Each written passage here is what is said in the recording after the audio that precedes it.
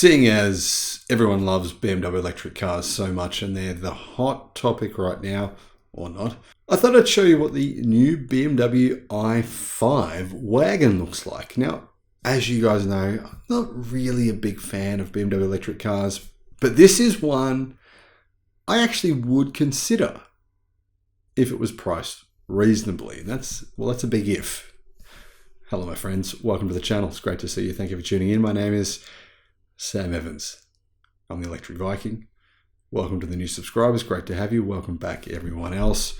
The new i5. Now, I've got to say, you guys know that what I think of the looks of BMW electric cars. How do I say this nicely?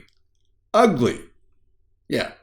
I mean, that's the nicest way I can put it. But this thing, having a look at it, a look at it's fairly, relatively bland styling in comparison to other BMW electric cars. I think it looks okay. I wouldn't say it's a great looker. For example, if you want a great looking electric car that's very similar in size to this, NIO's new electric wagon looks amazing. Absolutely amazing. Whoever works at NIO designing their cars does a phenomenal job. You can say not so much about their production and sales numbers, but the actual looks of their cars, fantastic. What do you think, though? What do you think of the looks of this i5? Personally, I still think BMW could have done better. Anyhow, BMW has confirmed this is a new electric car that will be coming out pretty soon.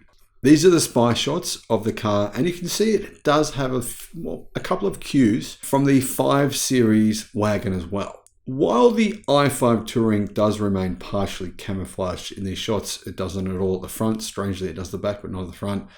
And it'll apparently be revealed in full next year, for sale next year. Now, similar to the i5 sedan, the i5 Touring shares its front end design, although the grilles are expected to have distinct variations.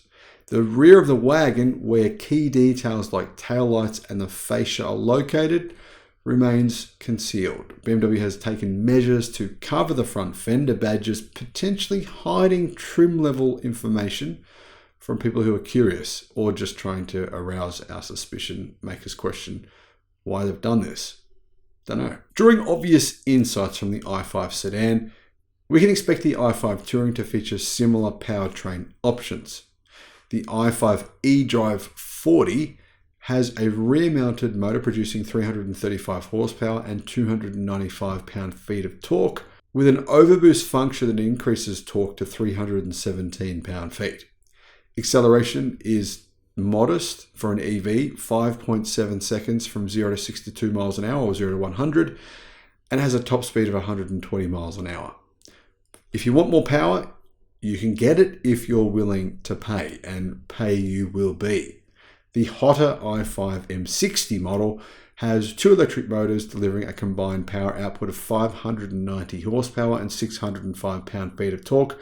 That allows the electric sedan, so the sedan version of this car, to hit 0 to 62 miles an hour, 0 to 100 kilometers an hour in 3.7 seconds. This is going to be a bit heavier, so this might do it in about 3.9 seconds. The i5 sedan shows the likely range of the i5 Touring, or the wagon version you see here. It comes with an 84.3 kilowatt hour battery, so a pretty big battery pack. And the eDrive 40 variant has an estimated range of 295 miles, so just over 500 kilometers. The M60 xDrive variant has 256 miles because it has 2 motors, it's heavier, and obviously it has more power. So if you want more power and speed, the range will take a pretty significant hit.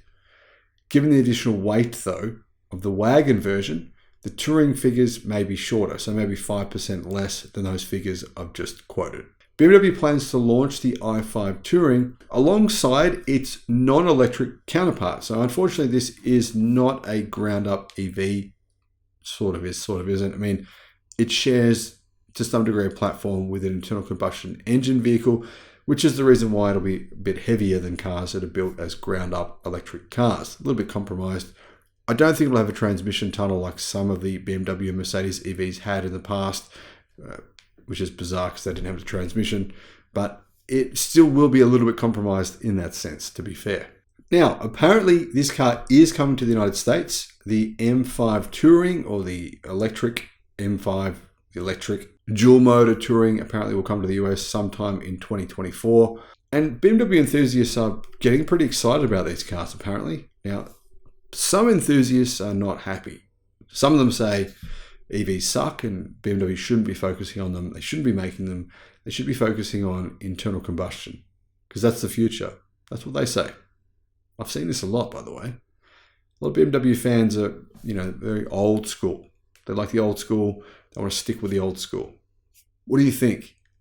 Will there be enough BMW fans to buy these new? They're going to make apparently M versions of these cars, super performance versions, because BMW admit to the fact that, yes, electric cars are faster than gasoline internal combustion engine vehicles. But there is a little bit of concern in Germany that BMW shouldn't go too hard on EVs, that Mercedes are going too hard on EVs, and it's going to possibly hurt their brands. And what do you think on that? Let me know in the comments. Thank you for watching. Bye-bye.